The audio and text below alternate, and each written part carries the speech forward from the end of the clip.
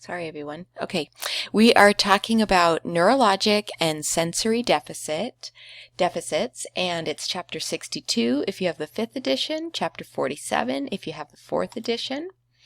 These are the objectives.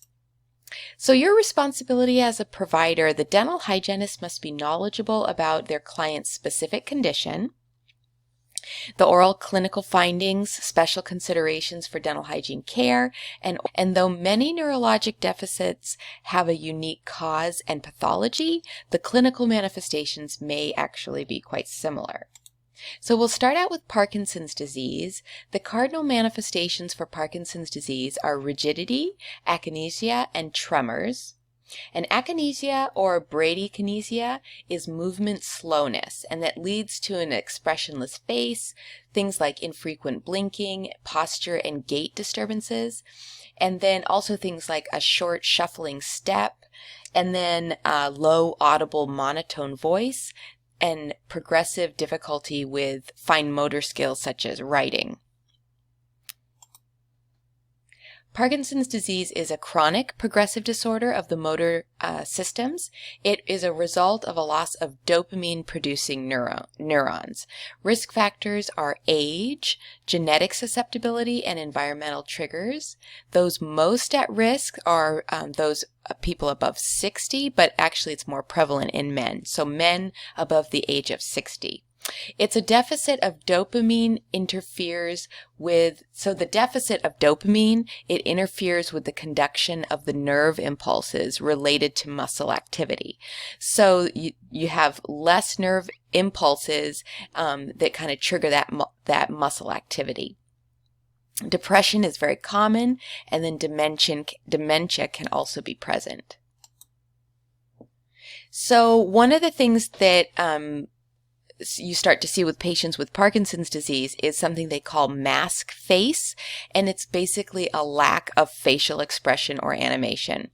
You'll also see tremors in the tongue, in the lips, in the neck, dysphagia, so difficulty swallowing, drooling, because maybe not so much because they have excessive saliva, but because they're not swallowing, pocketing food accumulation in the vestibule, and so of course with the difficulty swallowing and accumulating food, that's a choking risk. Xerostomia can be due to the medications, and then burning mouth syndrome, which would manifest as sort of a pulsating, burning pain more toward the anterior of the tongue and the hard palate, lips, and alveolar ridge, so almost more in the front of the oral cavity than in the back. So some dental hygiene considerations are to think about their involuntary muscle movement. It could be slight or it could be severe. If it's severe, the patient might need to have treatment under sedation or general anesthesia. We also have to think about orthostatic hypotension, patients getting up slowly so they don't get dizzy or get that low blood pressure from their medication. And then we also want them to be cautious when we're adjusting their dental chair as well, from seating them upright. So with oral self-care, we have to continually assess their dexterity as the disease progresses. We can't, just assume every time that things have stayed the same, because they could have progressed and gotten worse, and they may have less ability to manipulate their toothbrush and floss. Increased caregiver involvement and supervision. So as we assess this, we'll decide if we need to talk to their spouse or caregiver about helping out more. Powered toothbrushes, especially adapted manual toothbrushes, xylitol, fluoride, and saliva substitutes are always on our protocol. So now we'll talk cerebral palsy. Cerebral palsy is a chronic, non-progressive neuromuscular disorder. This is because it's non-progressive because it stems from damage that happened to the motor areas of the brain while the brain was very immature. Very young child. So it affects things like posture and movement. It's the second most common neurological impairment of childhood following intellectual disabilities and developmental disabilities. It's caused by brain damage.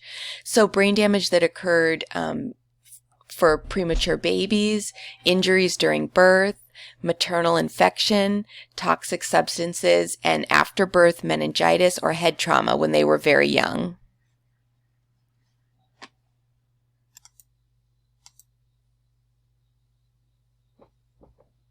Okay, so treatment and therapy could include physical therapy, occupational therapy, or speech and language therapy. It could also include biofeedback therapy, orthopedic devices. Medications may include Botox, Valium, Dantrium, Gabapentin. And then the main cause of death is usually respiratory or heart disease, but oftentimes individuals with cerebral palsy will live into adulthood. So oral manifestations would include things that are related to disturbances in the oral musculature, such as things like difficulty clearing food. If seizures are present, and they take something like phenytoid or Dilantin, then they could have gingival overgrowth. If there's seizures, they could be at risk for anterior teeth fracture from falls. There could be habitual attrition or bruxism. They could have enamel hypoplasia if the enamel formation was disrupted during the time that they had the traumatic brain injury during birth, or if it was an illness. Malocclusion, drooling, difficulty swallowing, and tongue thrusts.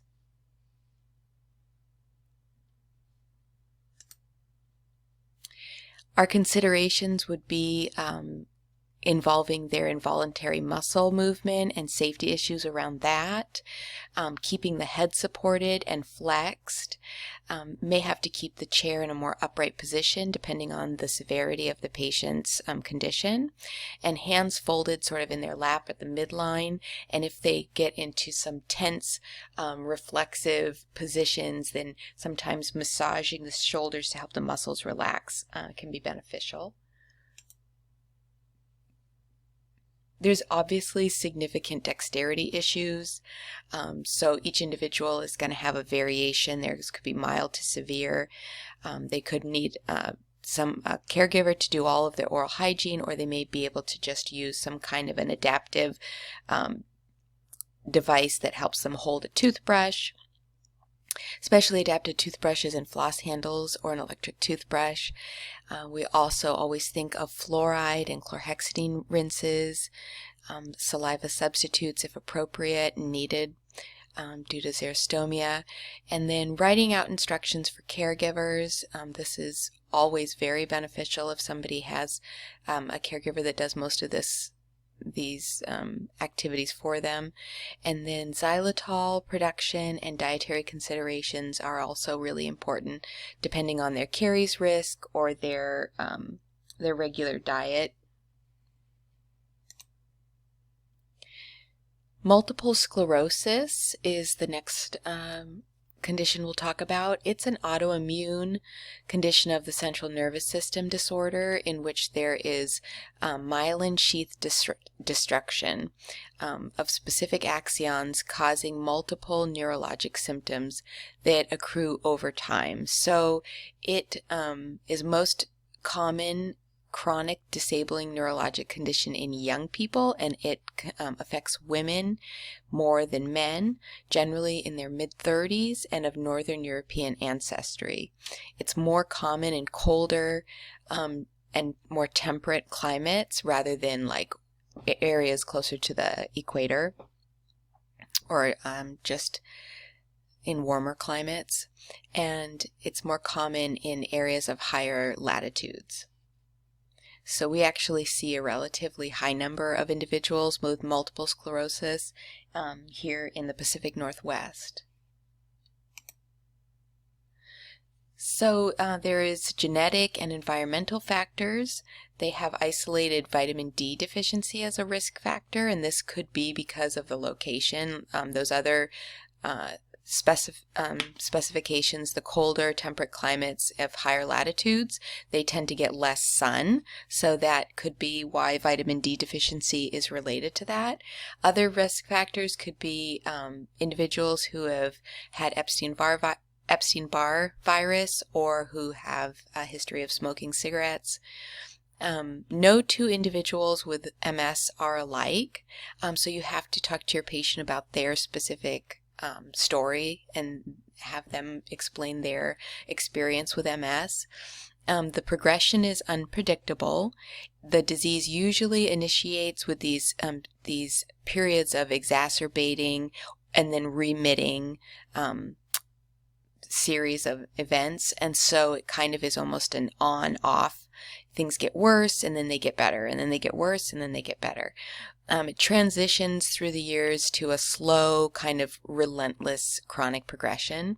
So instead of these kind of periods of exacerbation, it kind of just slows down and is just sort of this chronic slow progression. Common medications would be steroids or those appropriate for medical and psychological complications.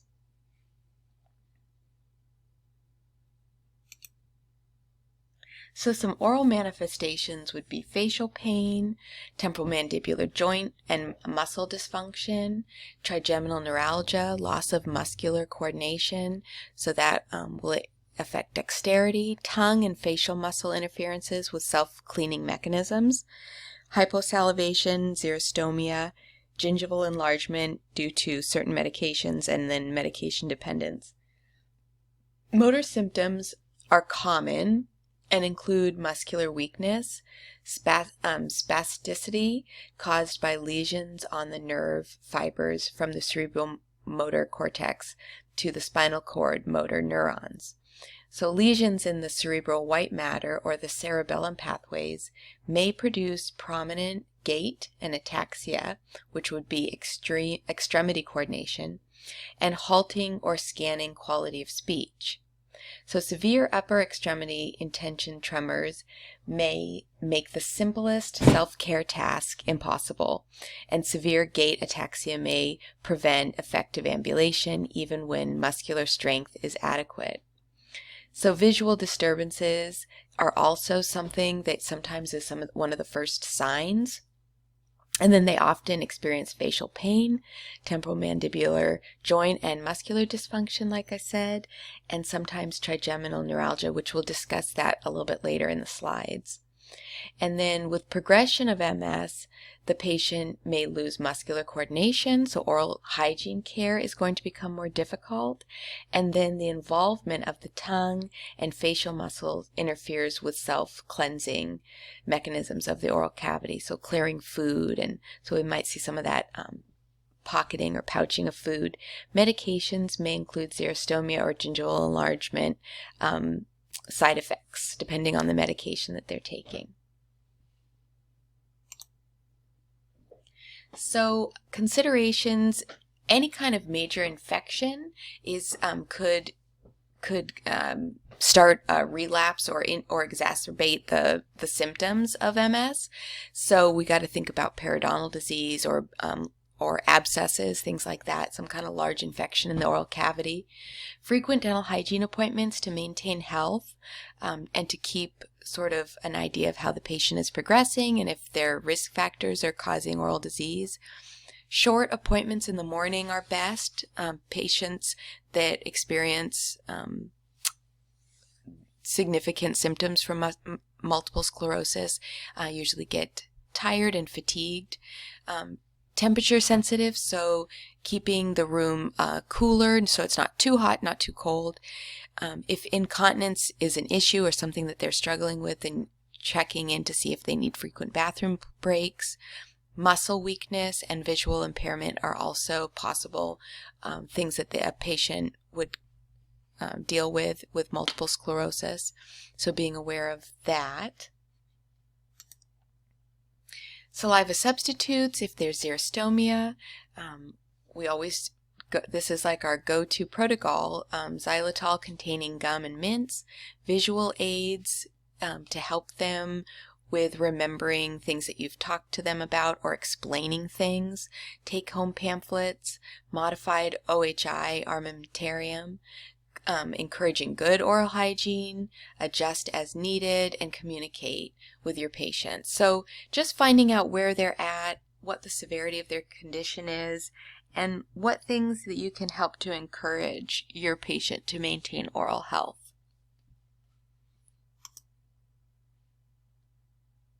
So we're going to stop at that one, and then we'll pick up with Lou Gehrig's for the next video.